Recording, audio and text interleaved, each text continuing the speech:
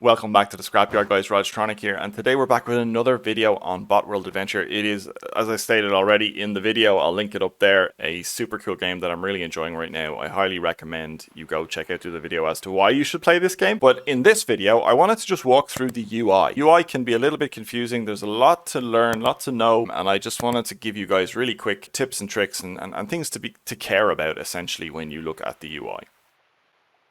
Without further ado, let's get into it. First up, you have on your top left is your pack, essentially how you customize your character. You add bots, you can add gadgets, boosters, all of those things. Next up is the canisters, this little 7 out of 7 up here. This is the number of runs you can do out in the world. Once you have no more canisters, every time you leave the town, you lose a canister and you spend time out in the world doing your bits and bobs. You'll eventually die and you'll return back. Next up is you have the shop, very self-explanatory. The rewards track is basically a battle pass. As you progress through the world, as you do contracts, you will essentially get more and more rewards. If you've played any game lately, you're probably aware of a battle pass. The arena up this side, there is a sort of PvE arena master, which helps you unlock new bot packs. They're quite challenging. In the middle, then you have solo league, so that's basically PvP, where you play, you pit your bots against the enemies. And then I haven't unlocked it yet, is squad cup, so you actually get recruits, but we'll come to that in a later date. On the right hand side, you'll see gold. This is the sort of in-game currency that you get by doing contracts and quests and things like that. Spend that gold in the shop to get resources. Very straightforward. Green one is gems, and this is the stuff you can spend real world money on to buy more gold. You can,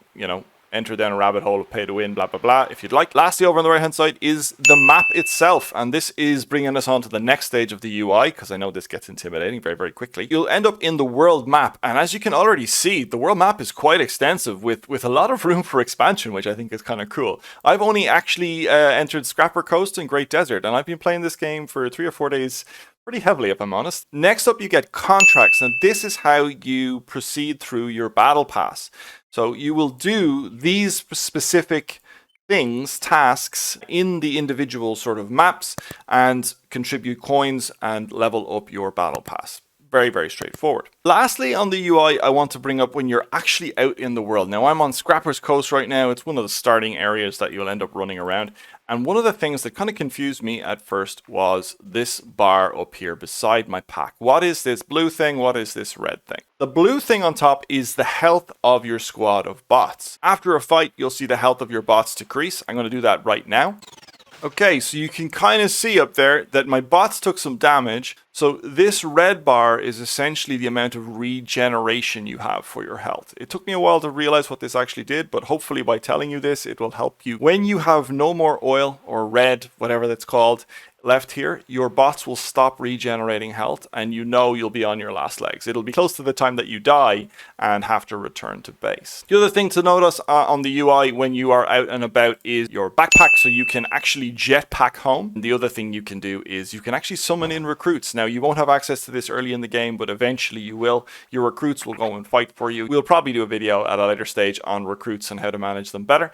But for now, let's head back to base. Let's go!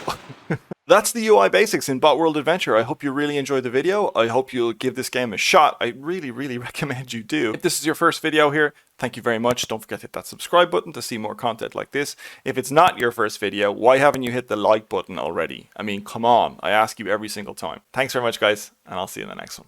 Bye. Guys and girls, thank you so much for watching my video. I really appreciate it. If you have the time, feel free to check out the other videos you might see on screen right now. Also, I'd greatly appreciate it if you could hit the thumbs up button. Also, subscribe if you want to see more good content like this. That good content may not be that good.